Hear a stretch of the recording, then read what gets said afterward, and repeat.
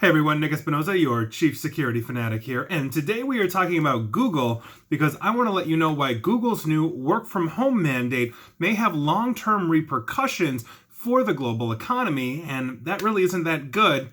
A little bit of it is, a lot of it isn't. Now here's what's going on before I dive into all of the notes that I've taken on this. But Google will let employees work from home now until July of 2021, basically 12 months at this point. And this was according to a spokesperson that said this today.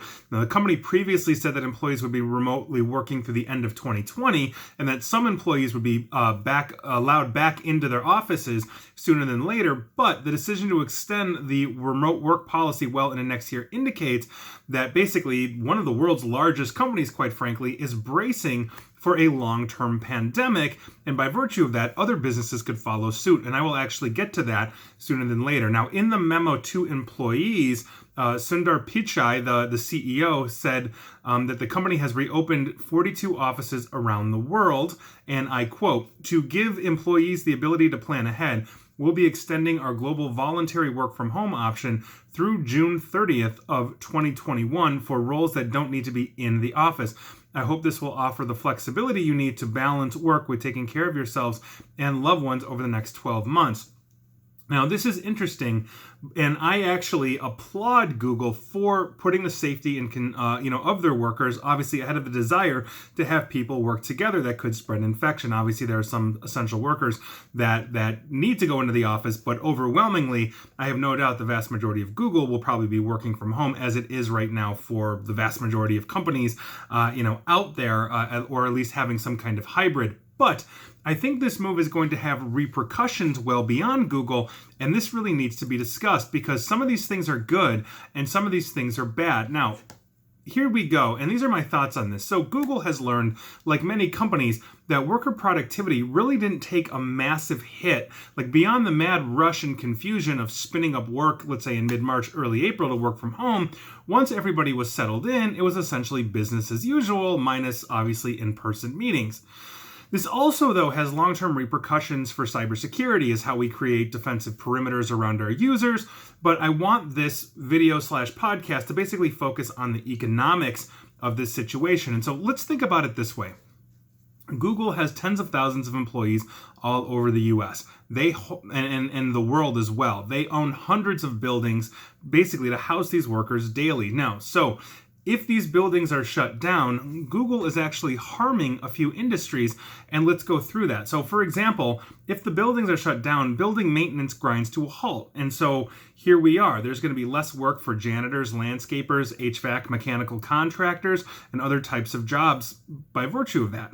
It's also going to affect the construction industry. So Google, for example, might decide to sell much of their property since they may no longer need it, in which case that could shift the housing market if the new owners, for example, couldn't find tenants to fill the space that the Google building had, and they may try to rezone it as residential and then fill that with residential because businesses are simply just working remote now, and why pay the overhead for that because we can all work from home and we're still productive. So let's turn it into residential.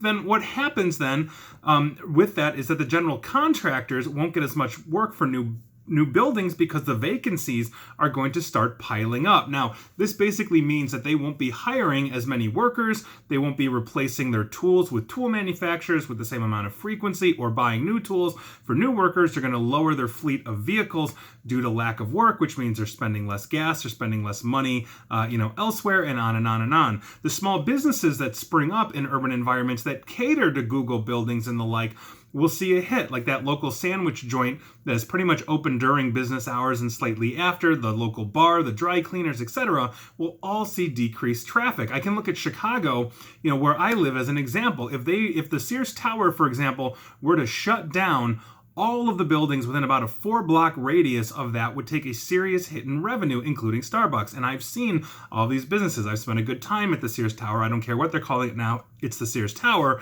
So this is what I'm talking about here. A lot of these businesses rely on that massive population in those massive buildings to come out and actually buy sandwiches or booze or whatever it is. Taxis, Uber, Lyft, they're all going to take hits because people are not going to walk out of a building, get into a taxi or an Uber, and basically drive off to wherever they're going.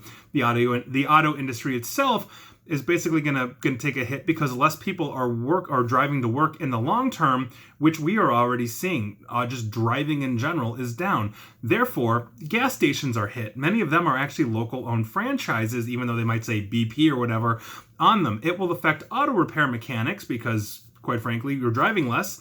It's going to affect car dealers because we might hold on to our cars more, by virtue of that. And so by virtue of this, the dealers are not going to be ordering as many vehicles. The car mechanics are not going to be ordering as many parts because they don't have as much work.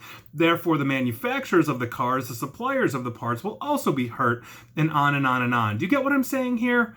We are all part of one big holistic supply chain. Now, here's the kicker to the whole thing. Silicon Valley has always been perceived as a leader in business trends. I personally know many tech companies where I've talked to their leadership and their employees that are watching to see what Google and Facebook, etc., those with massive employee populations, are going to do with their workforces, and then many are going to follow suit. We've seen the same thing across many verticals. And so this means that Google could be the first, let's say, to make long-term plans for the next 12 months, but odds are many businesses are going to follow them. So add an absence of Google employees into an urban economy, and we have plenty here in Chicago, as they do Silicon Valley and New York, et cetera, and then add all these smaller tech companies, again, in all of these places as well. You add those to that list, and you have fundamentally changed the economy.